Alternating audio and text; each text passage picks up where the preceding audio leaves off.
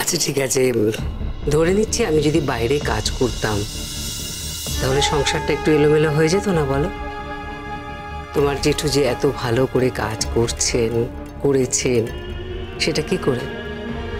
আমি যদি বাইরে কাজ করতাম পারতো তোমার জেঠু বাইরে এতখানি কাজে মনোযোগ দিতে? ওদের এই সমস্ত কথাবার্তা বলে লাভ নেই। ওরা আজকালকার ছেলে মেয়ে একটু অন্যভাবে ভাবে। তাছাড়া আমি নারকে যতদূর চিনি জানি ওর বাড়ির বউকে চাকরি করতে পাঠাবে না। দিয়াও চাকরি করবে, আপনার প্রয়োজনে নেই। দিয়া জমিয়া সংসার করবে। তোমার কিছু বক্তব্য আছে দিয়া?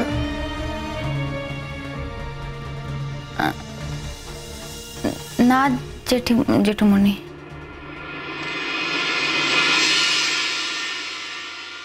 ওর আবার কি বক্তব্য থাকবে? আমরা কি মেয়েকে সেভাবে তৈরি করেছি? না, আমরা আমাদের মেয়েদের সেইভাবে তৈরি করিনি।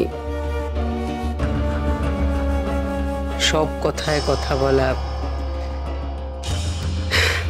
আমাদের মেয়েরা এরকম করে না।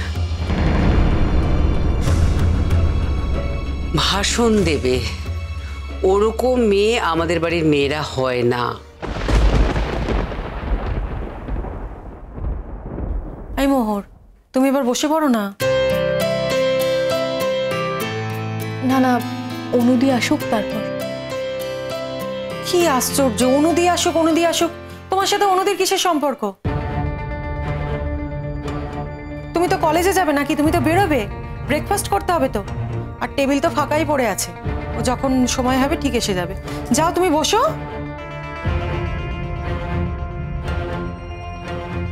কি হলো মোহর, বসবে তো? তুমিও তো খাওনি ছোট মা। কি আশ্চর্য মোহর, আমি তো আর বাইরে যাচ্ছি না নাকি? আমি তো বাড়িতেই আছি। আর সারাদিনে আমার আর কি কাজ বলো তো? রান্না করা আর খাওয়া, এর বাইরে তো আমার কোনো কাজ নেই। আমি ঠিক খেয়ে নেবো। তাছাড়া মেজদা তো মেজদিকে আনতে গেছে। মেজদি আগে ফিরুক, তারপরে মেজদির সাথে আমি ব্রেকফাস্ট করব।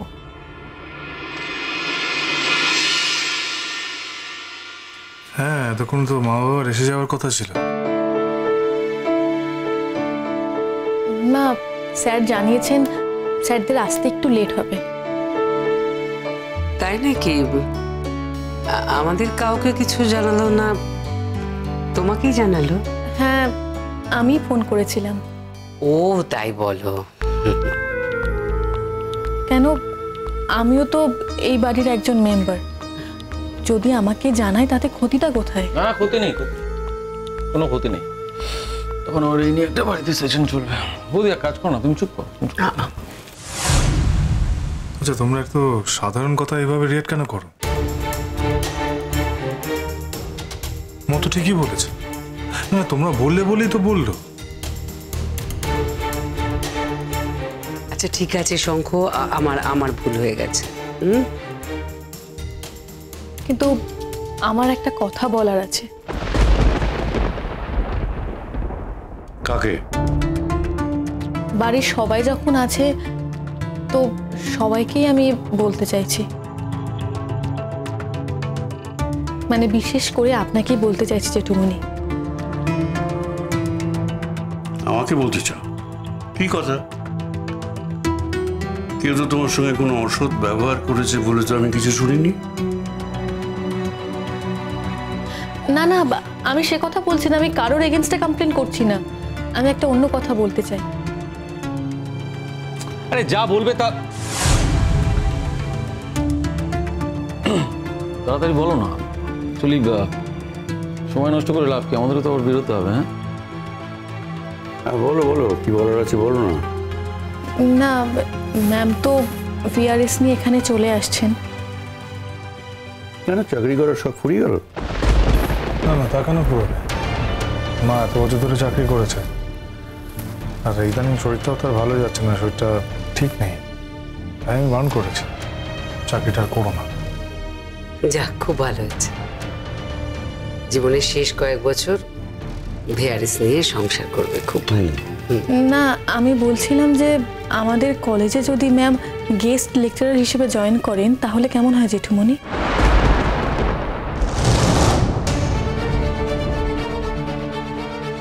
এই ডিসিশনগুলো তোমাকে কে নিতে বলেছে? ডিসিশন তো নিইনি, আমি একটা প্রপোজাল দিয়েছি, আর সেই প্রপোজালটা আপনার পছন্দ হতেও পারে, না হতেও পারে। ম্যামের মতো একজন ট্যালেন্টেড টিচার, তা আপনারা তো ভালো টিচার কলেজে খোঁজেনি। বাড়িতেই যখন একজন ভালো টিচার আছেন, তাই বলছিলাম আর কি। তোমার ম্যাম কি তোমাকে দিয়ে উমেদারি করাচ্ছে নাকি? তিনি যদি আমাদের সঙ্গে মানিয়ে গুছিয়ে চলতে পারতেন, তাহলে তোমার জেঠু অনেকদিন আগেই তাকে চাকরি দিত। আজ আর সেটা সম্ভব নয়। মোর, তুমি মায়ের দিকের কথাটা জেনে এই কথা বলছো? আই মিন, মায়ের এই ব্যাপারে মত আছে না নেই সেটা তো তুমি জানো না। না, ম্যাম তো পড়াতে ভালোবাসেন, আর আমাদের নিজেদের কলেজ যেহেতু আছে, তাই জন্য কথাটা বললাম। কিন্তু জেঠুমনি, আমাদের কলেজ তো এখন ইয়াং ছেলেমেয়েদের খুঁজছে, আর মেয়ে জেঠি তো নিশ্চয়ই ইয়াং টিচারদের মধ্যে পড়ে না, তাই না? ইয়াং টিচারদের অভিজ্ঞ হতে অনেক সময় লাগে দিয়ে, আর পড়ানোটাও একটা এক্সপিরিয়েন্সের ব্যাপার। যারা চায় তারা তত বেশি জ্ঞান আরোহণ করতে পারে। সেক্ষেত্রে ম্যামের এক্সপিরিয়েন্স অনেক বেশি। তাছাড়া ম্যাম অবসর সময় এখানে লেখাপড়াও করেন, তাই আমার মনে হয় না ইয়াং টিচারের থেকে ম্যামের যোগ্যতা কোনো অংশে কম। শোনো, এগুলো আমাদের অ্যাডমিনিস্ট্রেটিভ ডিসিশন, এর মধ্যে থাকার তোমার এখনো সময় হয়নি, তাছাড়া থাকার কোনো প্রয়োজনও নেই। জেঠুমনি, আমি ডিসিশনের মধ্যে থাকছি না, আমি আমার প্রস্তাবটুকু জানালাম। আসলে আমি জানি ম্যামের এখানে খুব বোর লাগবে, আসলে এতদিন ধরে পড়িয়েছেন তো। বোর লাগার কি হয়েছে? সংসার করবে মন দিয়ে। এতদিন তো বাড়ির বাইরেই ছিল, এতদিন পর স্বামী সন্তানকে কাছে পেয়েছে, সংসার করবে। এখন তো সংসারটাই মন দিয়ে করা উচিত। বড়দা, একটা কথা আমি তোমার আগে থেকেই বলে রাখছি এবং খুব ক্লিয়ারলি বলে রাখছি, যে অদিতি রায়চৌধুরী আমাদের যেভাবে অপমান করেছে, যেভাবে অপদস্থ করেছে, তারপরেও তুমি যদি অদিতি রায়চৌধুরীকে আমাদের কলেজে রিক্রুট করো, সে তুমি করতেই পারো, that is absolutely your choice. But তাহলে কিন্তু এই কলেজে আমার পক্ষে কোনোভাবেই থাকা সম্ভব না।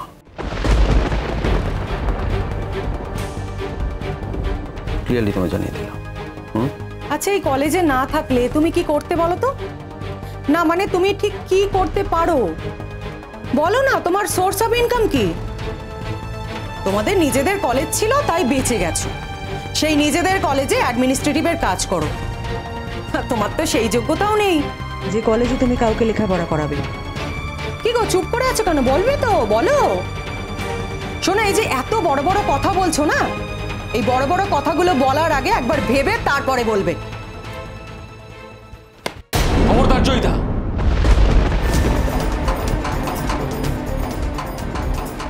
বাড়াবাড়ির কিন্তু একটা সীমা আছে। আমি কোনো বাড়াবাড়ি করিনি, আমি যা বলেছি সেটা সত্যি কথা বলেছি। দেখলে বর্দা, দেখলে কিভাবে সবার সামনে আমায় অপদস্থ করছে? দেখলে তুমি?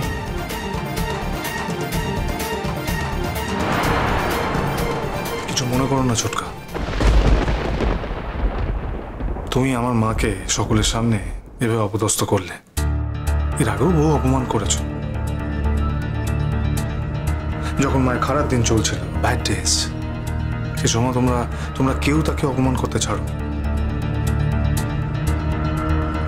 সমানে অপমান করে গেছো, অপদস্থ করে গেছো। কিন্তু একটা কথা মনে রেখো, এই অপমান কিন্তু তোমাদের কাছেও ফিরে আসবে।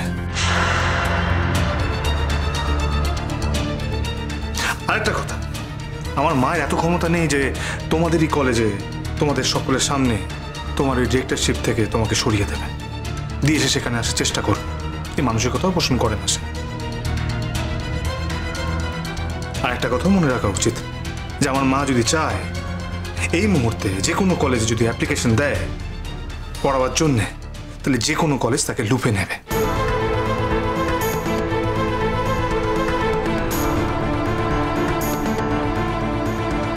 আর সেটা যদি হয় তাহলে এটা আমাদের পরিবারের ক্ষেত্রে যথেষ্ট অসম্মানের হবে, সেটাও তোমরা নিশ্চয়ই বুঝতে পারছো। আমাদের পরিবারে কোনো মান থাকবে না।